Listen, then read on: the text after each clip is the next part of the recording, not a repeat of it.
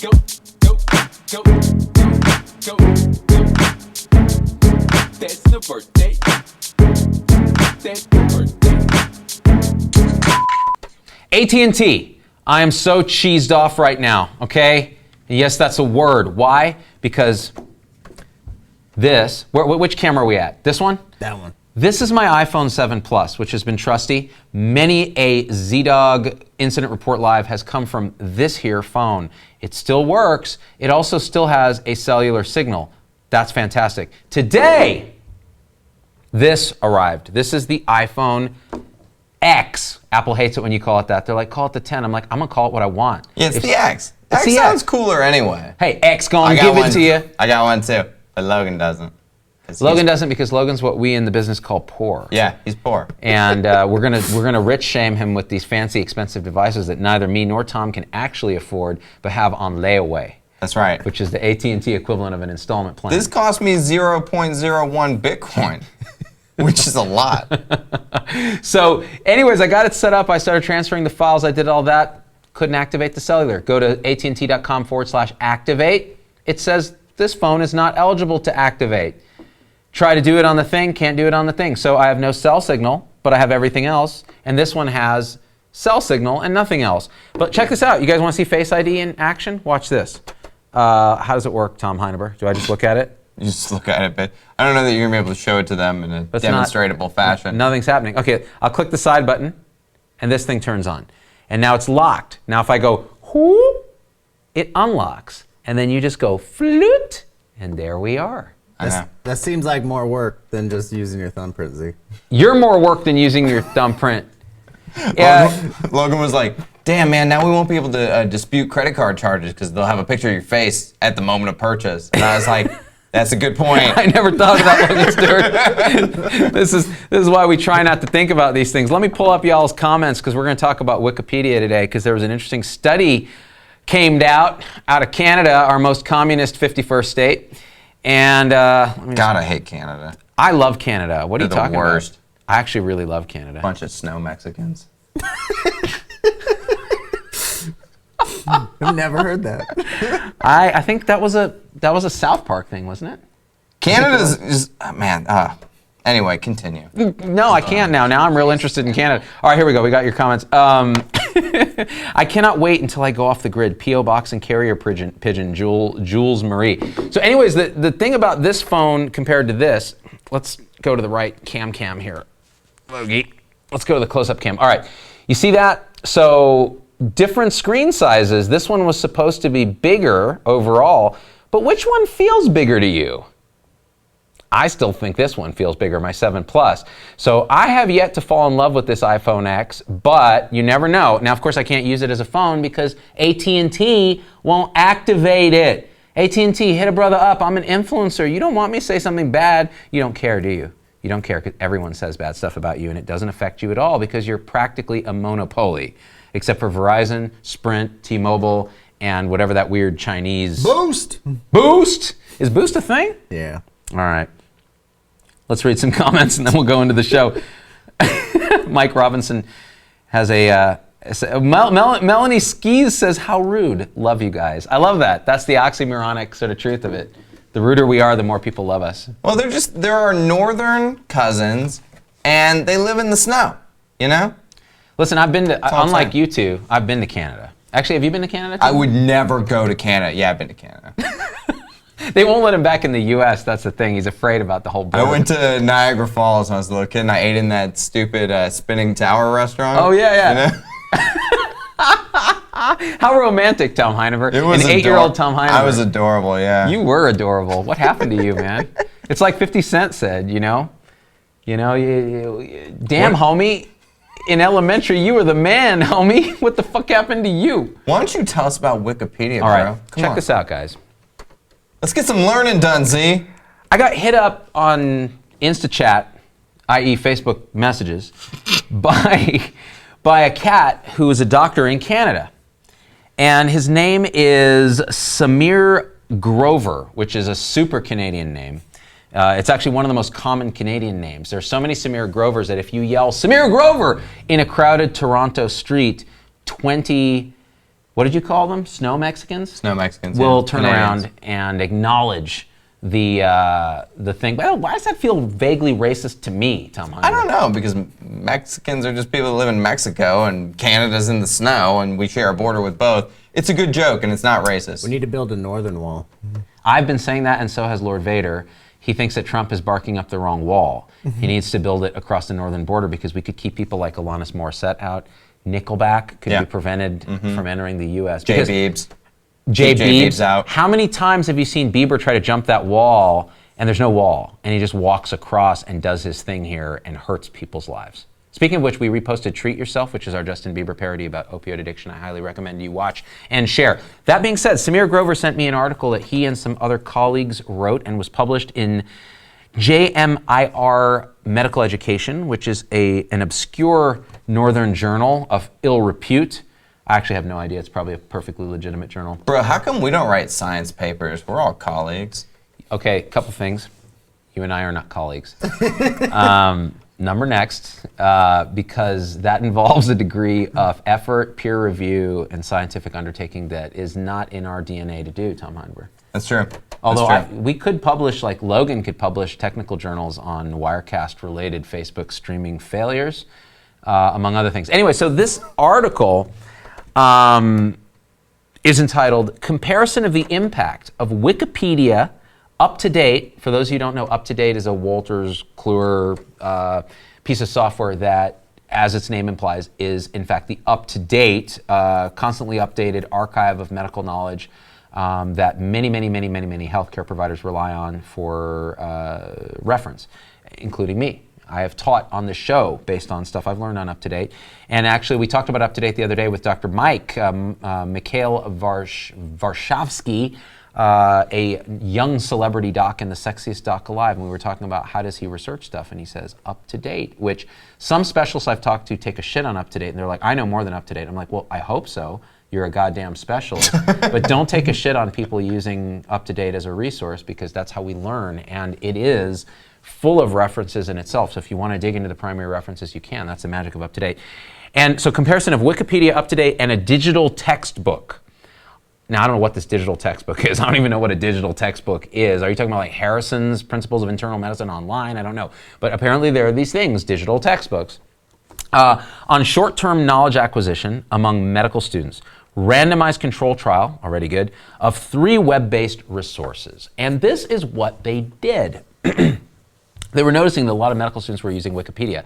And Tom, you were saying in college now, because I missed the Wikipedia thing in college because I'm old AF and I trained in the 90s. In Wikipedia now, the college professors say you can't use Wiki as a citation. That was every class I ever took was Wikipedia is not a source, people. Lies. Can't use Wikipedia. And then we just use it anyway. They use it anyways because they And don't. just make up a source. You got to understand, Tom doesn't care. Okay. By the way, here's the camera. How Inception is that? It's a pretty good camera. I just thought you should see it. iPhone X. The main reason I keep saying iPhone X is I want random non-medical people to tune into this cast thinking they're going to learn something important about the iPhone X, which, by the way, Apple would prefer you call it the 10. But since Steve Jobs would say, call it what you want, I'm going to call it what I want, which is the iPhone X. What were we talking about, Tom Heineberg? The article. People are saying in the comments, no, Wiki is not a source, so suck it. Wiki is not...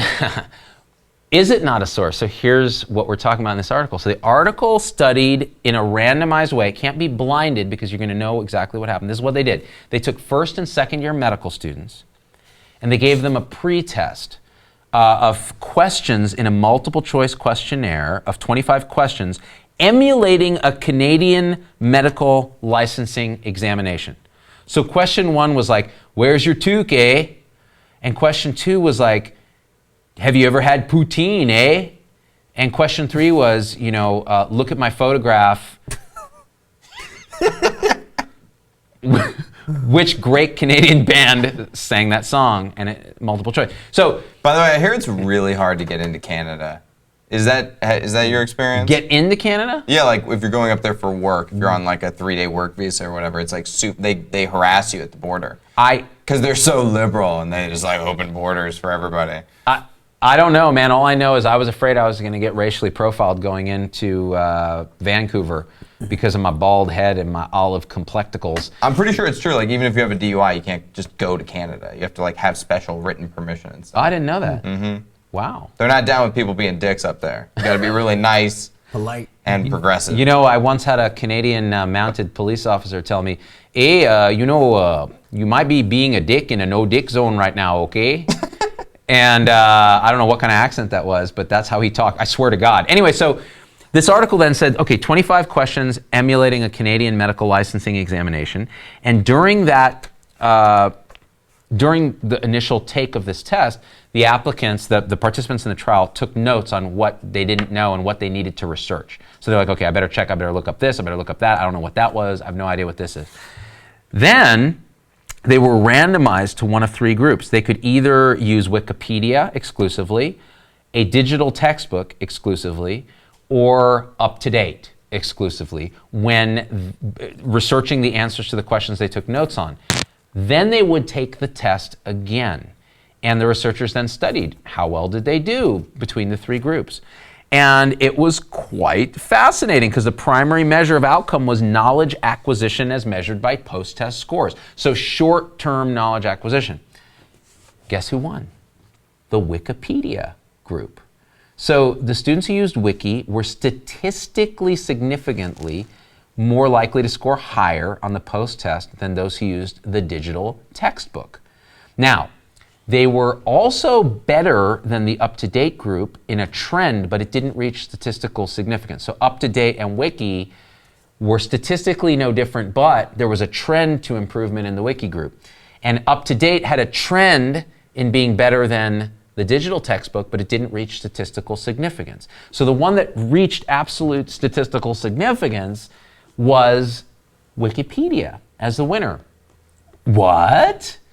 And this made everyone go, wait a minute, could we be taking a shit on Wikipedia prematurely? Because there's something about it that young medical students are learning in a way that they're actually able to do better on these tests. And the question is it real knowledge? Is it just quick short-term pop, like everything in the millennial world? Or is it a legitimately improved way of learning? And then they start to sort of discuss it. So what do you guys think? You think Wiki's a thing? I never used it because it just seems dumb. It's the only thing I ever use. There you go. So you have two conflicting millennial opinions on Wiki. This is my take. I use Wiki a fair bit as a starting point. Then I dig into the links and the search and the references, and then I'll go to UpToDate, and then I'll go. So sometimes just a quick, like, wait a minute, what's this? And the Google, because that's what my generation calls it, pulls often from Wiki as one of the top search results, and it can send you down a particular path. Now, since this is crowd learning, it's pretty clear that it's going to have flaws in it, but at the same time, if it's well referenced and well researched and kept up to date, it might be a good thing. Now, the way the article talks, Samir Grover's group talks about this, is they say, well, what's interesting about Wiki is it reduces what they call cognitive load. Now, cognitive load is something this group has studied before, and what it says is, look, when you ask people to do stuff, and we've used the analogy of elephant and the rider before. So elephant being our unconscious sort of processor, emotional engine, intuitive engine, right? That thing it can do a lot, and it's all unconscious, and you're not really asking a lot of it. The rider, the little guy on top, our neocortex that does cognitive reasoning, memory, speech, etc., the one that takes tests like this, he can get fatigued really fast, and he or she. And that fatigue is a function of cognitive load. What are you asking him to do? If you paralyze your rider with a lot of choices, it will slow down and the processing slows and it's harder. With medical students, cognitive load, it's kind of a similar thing. If you're asking the brain to do a bunch of stuff cognitively, then it's going to have less ability to retain and process. So Wikipedia has a very low cognitive load, especially for millennial medical students, because they're used to looking at Wiki. It has hyperlinks that you can easily click and then go to the next thing and see what's up. It is reasonably searchable, and it's also in a format that they appreciate, which is crowd edited. So they actually have, I think my opinion is millennials have more belief in the power of the crowd to actually guide truth. Whereas my generation might say, yeah, I don't trust the crowd at all, they're a bunch of criminals, and they smell funny. I once changed acting to say jerking off at the motion publicly. On Wiki? Yeah. How long did that last? 10 minutes. I actually, the thing about being a millennial who believes in the power of the crowd is yeah, I used to believe in democracy until I met some other people, And then I was like, you people suck. I don't trust you to do stuff. My wife knows me quite well, and she's convinced I'm a terrific misanthrope, that I really don't, I have a very small handful of close friends that I can kind of tolerate. But in general, I don't form long, deep relationships with large numbers of people. I would much rather be on my own and with my family and that kind of thing. I think she's right. I think what it is I don't interact well with other egos. The human ego I find to be very horrible. The human condition in general, I find I hold in awe and reverence. But when it's a bunch of egos interacting with each other, it's tough, fatiguing to me. My little rider goes, no, stop. And my elephant just wants to stomp away and cry. So, see, I always used to take tests with my limbic system. So I just bubble in C for everything because that's just how I felt. I was like, and you know what? I always got 25%. It's amazing. It's amazing. The weather in this crop circle is always the same. It's very spooky. It's always, 72 degrees with a 40% chance of rain. So Wiki has a lower cognitive load. It demands less of you than, I don't know what a digital textbook is, but already I'm wondering that this study is using something that nobody uses, unless I'm wrong. I don't know what, if it's just a textbook in digital form, how searchable is it? What's the cognitive load? I mean, it's clear that it's going to be higher searching a weird textbook than something like the internet. Because Google, and we were talking about this before, Tom, Google actually does a lot of the heavy lifting by taking your search term and actually using science on it and then showing you results that are partially commercialized and partially actually quite AI, in an AI sense, quite accurate. Yeah, it's a very narrow AI, but Google does have the benefit of having all of the search history. I mean, in a way, Google's mission is to find out how you think, so that you can just type in potatoes, and it'll be like, "Are potatoes delicious?" And you'd be like, "That's the link I want to click on." My elephant wants to click on that link. Right. So they're pretty good with doing narrow AI in that function. That makes sense. So it's sort of a computer-human assisted, thing that's happening there. That was very scientific of you. Yeah. By the way, I taught Tom a word today. Yeah, it was congeniality. It was constitutively. So, Yes. so I was Constitutorially. So I was showing him the new iPhone X, which I now have in my hand as clickbait. The new iPhone X does not show you the percentage of battery remaining. It shows you that little stupid icon with the bar. And I wanted it to show the percentage. And Tom said, no, it no longer does that. You have to swipe down from the top, and then it will show you battery percentage right there. And I said, so Tom, it doesn't constitutively display the battery percentage. It's not constitutively active. And I said, hold on, what's that smarty pants word you just used? Convivitorially? And I showed him the Wikipedia article that explained what constitutive was.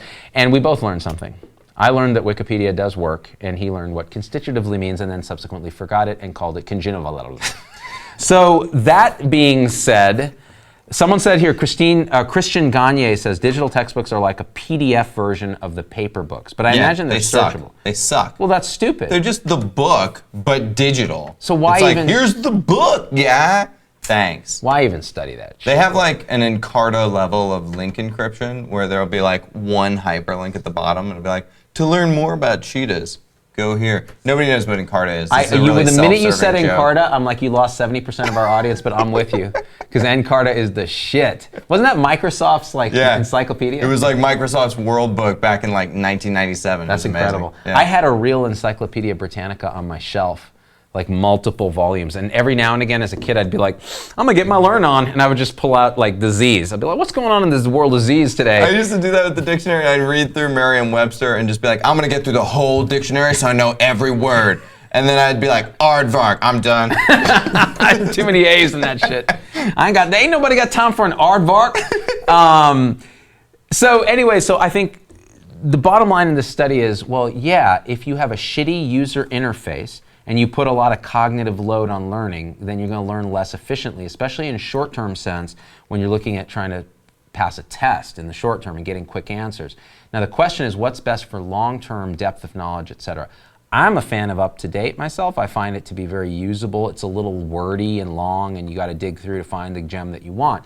But the nice thing is, as you're digging through, you get CME and all this other stuff. So, and again, I wish UpToDate would sponsor the show, but they're too damn cheap. Actually, we've never asked them. I just happen to like using it. The other day when I had Dr. Sexy on the show in New York, he was saying, off camera, he was saying, because I said, how do you reconcile the fact that you haven't done medicine for 10 years out in the world with teaching people how to do medicine? And he said, well, I'm a family physician. So if I were a surgeon, yeah, that's a problem because you need 10,000 hours of experience, whatever. But as a family physician, I have access. I think he said this on the show. I have access to UpToDate. And UpToDate can get me at least 95% of the knowledge of someone who does this regularly. And it's validated, and there's references that I can look through. So this is the brave new world of knowledge acquisition. You don't necessarily have to know everything, but you have to know how to know everything. And that means being able to do efficient searches, knowing what your resources are, knowing what your limitations are, knowing what you don't know, and then trying to remedy it through efficient access to information. What I like about this study is it says there are other efficient ways to access information that have some stigma associated with them, but maybe we can make them better, and maybe we can use them, and maybe we can at least study more how medical students learn and make it more efficient, because the way we do it now is horseshit. It's a lot of wasted effort and a lot of spinning wheels. Why don't you do it like Hunger Games style? Spice it up. Like 20 kids enter a dome with drones flying around with deadly weapons. And the crowd sends them obscure medical questions like, what is eye cell disease? And You'll actually like this. Dr. Drew's going to do a show that is the Hunger Games for medical students. And you know what it's going to be? He's going to train them like how you were trained. That's considered cruel and unusual punishment nowadays. And he's going to run them through the ringer of a traditional medical, residency program. the only thing I hate about that, that I didn't think of it and do it first. That's the only thing I hate about that. Dr. Drew, you're a shill bitch, but I love you. I love you. What do you think, Tom Heinemer? I'd say we wrap it up because we just found out Wikipedia is dope and that people from Canada are called snow Mexicans. And we all learned a new word, conviviatorially. So... And this show has been constitutively dope from the beginning. Thank you, Z-Pack. Hit share, hit like. Be a help to us by spreading this movement of Health 3.0. Also, look at the link in the description because that's the article we're talking about. Read the primary data. If you think we've interpreted it wrong, yell at us. That's what you're there for. This is the Wikipedia of medicine, bitches. Use it. I love you. iPhone X. We out. I got nothing funny to say in the show.